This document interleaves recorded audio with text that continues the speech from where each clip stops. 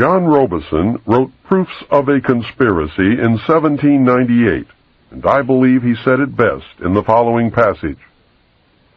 Nothing is so dangerous as a mystic association, the object remaining a secret in the hands of the managers, the rest simply put a ring in their own noses, by which they may be led about at pleasure, and still panting after the secret, they are the better pleased the less they see of their way. A mystical object enables the leader to shift his ground as he pleases, and to accommodate himself to every current fashion or prejudice. This again gives him almost unlimited power, for he can make use of these prejudices to lead men by troops. He finds them already associated by their prejudices and waiting for a leader to concentrate their strength and set them in motion. And when once great bodies of men are set in motion, with a creature of their fancy for a guide, even the engineer himself cannot say, "Thus far shalt thou go, and no farther." Is the common man really as stupid as the elite seem to believe? If he is, then maybe the average citizen is better off ignorant, being manipulated this way and that whenever the elite deem it necessary. We will discover the answer very quickly when the common man finds that his e-ticket to Fantasyland has just expired. I hope I have shown you the role of secret societies and groups within the world power structure. I hope you can see how these groups gain and keep power. You should have some understanding of how, operating in secrecy and infiltrating every level of government and vital industry, including the press, the elect manipulate the people and nations of the world toward any direction desired. I hope you caught on to the fact that the secret power structure is toward a totalitarian socialist state or fascism. It is not the Nazis, as they were a product of this power structure. It is not the Jews, although some very wealthy Jews are involved. It is not the communists, as they fit the same category as the Nazis. It is not the bankers, but they do play an important role.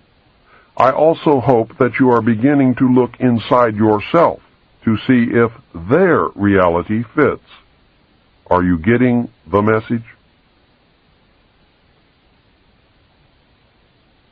This is the end of Side 1. Please fast forward the cassette to the end and turn over to play Side 2.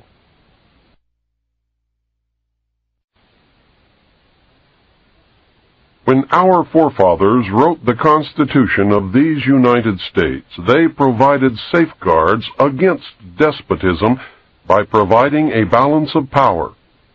The Constitution was set up to provide clear divisions of legislative, judicial, and executive powers.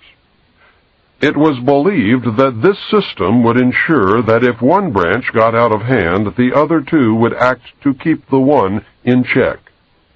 This balance of power was predicated upon the assumption that none of the three branches could or would infringe upon the power of the others. The Constitution is clear on the functions of each of the branches. The legislative will make the laws.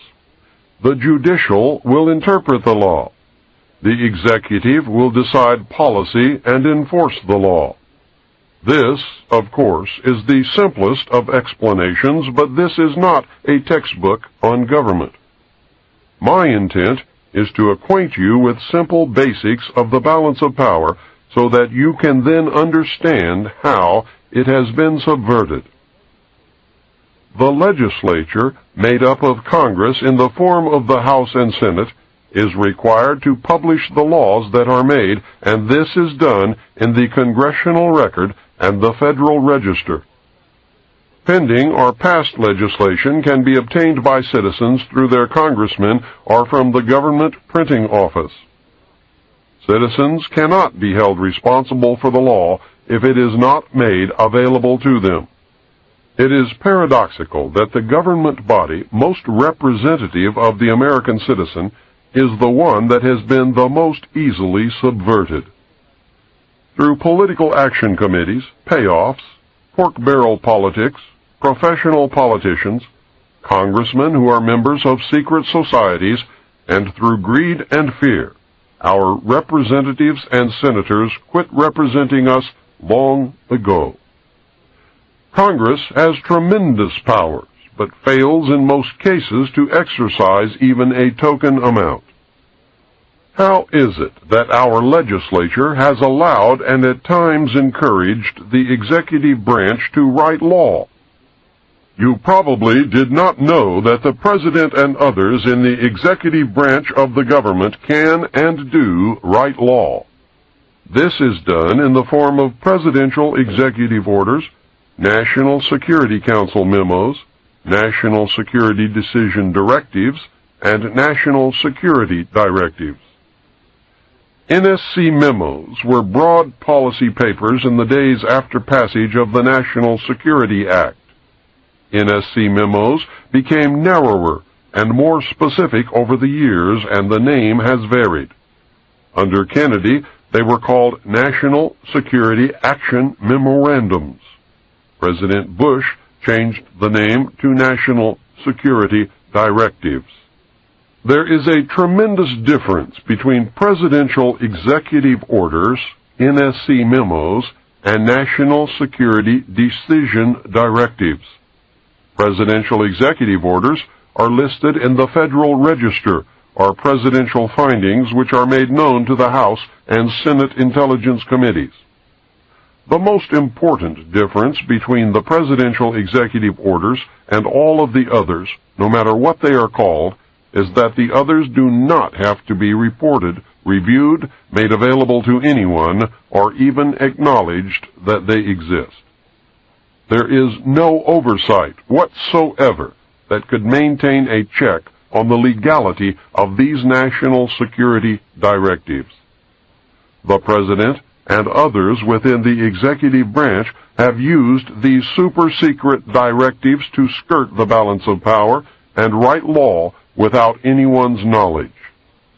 Justification of the President's power to write law through executive orders stems from the failure of the government to rescind the declaration of martial law during the Civil War. In effect, the United States has been under martial law ever since Lincoln's administration. These NSDs are powerful, hidden, and dangerous tools. They were prolific during the Reagan administration. Over 300 were written, with no more than 50 ever leaking out to undergo public scrutiny. Yet, most Americans have never heard of these subversive weapons. They are being used to destroy our Constitution. I believe that everyone should know about this corruption of government. Congress has turned a blind eye to these abuses of executive power. At 3:30 a.m., Saturday, August 4th, 1990, the Senate made it even easier for the executive branch to subvert the Constitution and may have made George Bush the first American king. At that time, on that day, a minority of United States senators, maybe 10 at the most, passed Senate Intelligence Authorization Act for fiscal year 1991. The bill was fraudulently introduced as a reform to prevent future incidents of the abuses brought to light during the Iran-Contra scandal.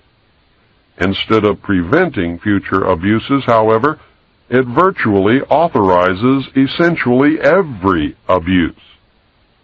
The bill was carefully brought to a vote by Senator Sam Nunn in the dead of night when the opposition was gone. It effectively transfers most authority over the United States government directly into the hands of the President and thus directly into the hands of the secret government.